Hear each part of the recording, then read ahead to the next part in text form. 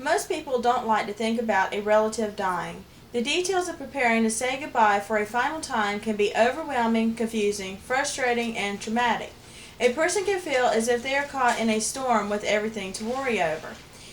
In this time of whirlwind emotion, many people begin to call the funeral ceremony a wake.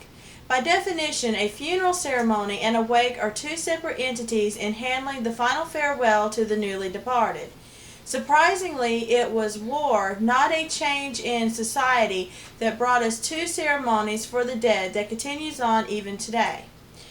A wake is the oldest of the two ceremonies. By definition, a wake is the time when people watch over a dead body before it is buried.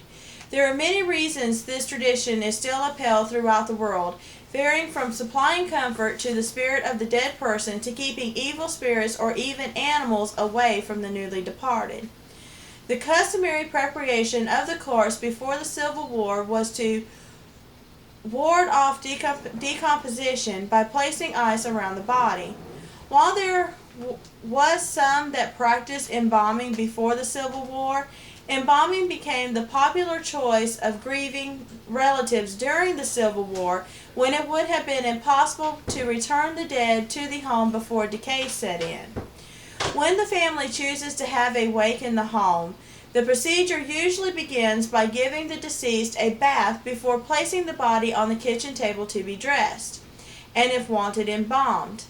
Next, the body is placed in a coffin that is usually displayed in the living room. Chairs are placed throughout the room around the coffin for friends and family to sit and remember the life lived and the memories created. The length of time of the wake depends heavily on culture and death rituals within the society. Most wakes in America last for 24 hours. That is 24 hours that family and friends are keeping watch and saying goodbye to their loved one. The Civil War showed a large increase in the bodies of fallen soldiers being completely prepared for viewing outside of the person's home. This came from so many soldiers being too far away from home for the body to be returned to the family before decay set in. Most grieving relatives at the time quickly agreed to have the body of their loved one cleaned, embalmed, and dressed if possible for burial. In this way, the family would have at least a small amount of time to view the deceased one more time before he was buried. As the death toll increased rapidly, so did the need to have professionals that were capable of handling every detail of having the body ready for viewing when it reached the relatives. Many undertakers soon began opening up a business to handle everything from washing and embalming to displaying the body in the funeral parlor. This business came to be known as a funeral home.